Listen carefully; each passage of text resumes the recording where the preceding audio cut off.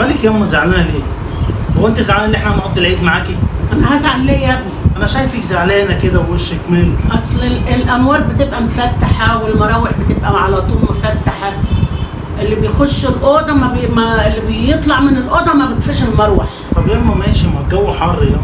طب اعمل ايه؟ ما عايزين يقعدوا في الاوضه من غير مراوح؟ ما هي الفاتوره بتجيلي جامده يا عمرو، اعمل ايه؟ مش عارف والله تعمل ايه. وبعدين بيخشوا الحمام على طول يطلقوا ميه، يفتحوا يملوا البانيو ويخلوه على اخره. طب وايه المشكله ياما؟ كده غلط. يعني في الحر ده لما يقعدوا في شويه في البانيو ايه المشكله؟ يقعدوا براحتهم، بس ايه، يبقى نص البانيو مش يملوا له عينه. تفرق معاكي نص البانيو من عينه؟ ماشي ياما. انت تقعد على دماغي من فوق. هقول لهم ياما، هقول لهم، اهو باين عليك. وبعدين الاوضه اللي مراتك بتخش فيها برضه بتبقى مولعه النور، وتطلع منها بتسيبه والع، ما بتطفيش لا مروحه ولا نور. هقول لها القوانين بتاعتك دي ياما وان شاء الله هنمشي عليها. يلا قوم بقى صحيها بقى عشان نعمل المحشي. ياما ما هي قالت لك وانا قلت لك محشي اللي اتعمل في العيد ياما. ما كل الناس بتعمل محشي في العيد. كل الناس؟ امال الفته دي اتعملت ليه؟ الفته واللحمه دي اتعملوا ليه؟ مش اخواتك بيجوا تاني يوم؟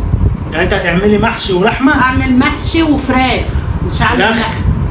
ايوه فراخ ياما. انت جايب لي كيلو لحمه، هعمله لكم تاكلوه. اللحمه دي جايه ليه ياما؟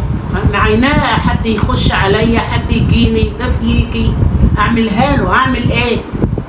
واحنا ما بناكلش لحمه؟ وبعدين بتوع اللحمه بيبقوا قافلين بعد العيد، بيقعدوا فتره قافلين. طب احنا ذنبنا ايه ياما؟ في حد يعمل محشي ودخة محشي وفراخ في العيد؟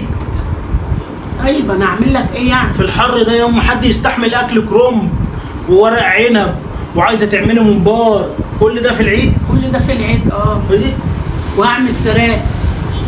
طب ياما هو صحيها تعمل المحشي. صحيها يلا تعمل المحشي. مش عارف والله. ده يا ستي قامت وعملت لك المحشي اللي انت عايزاه في الحر ده.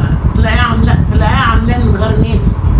ياما انت فارق معاكي، مش المهم اتعمل. طب قوم شوفه كده، قوم شوف. مال؟ عامله الصباع قد كده. صباع قد كده؟ عاملاه من غير نفس اصلا.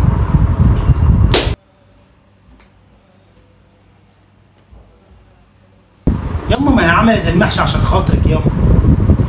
هو انت عشان في البلد بيعملوه لازم احنا كمان نعمله؟ محدش هنا بيعمل محشي ياما. في البلد بيعملوه. طب ما احنا مالنا بالبلد ياما؟ احنا هنا معروف فته ولحمه.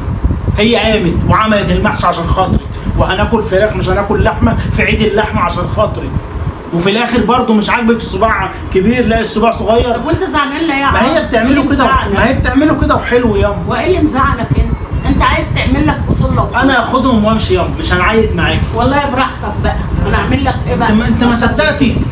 انا اخدهم وامشي عشان انت كده عايزه تنكدي علينا في العيد ياما. براحتك.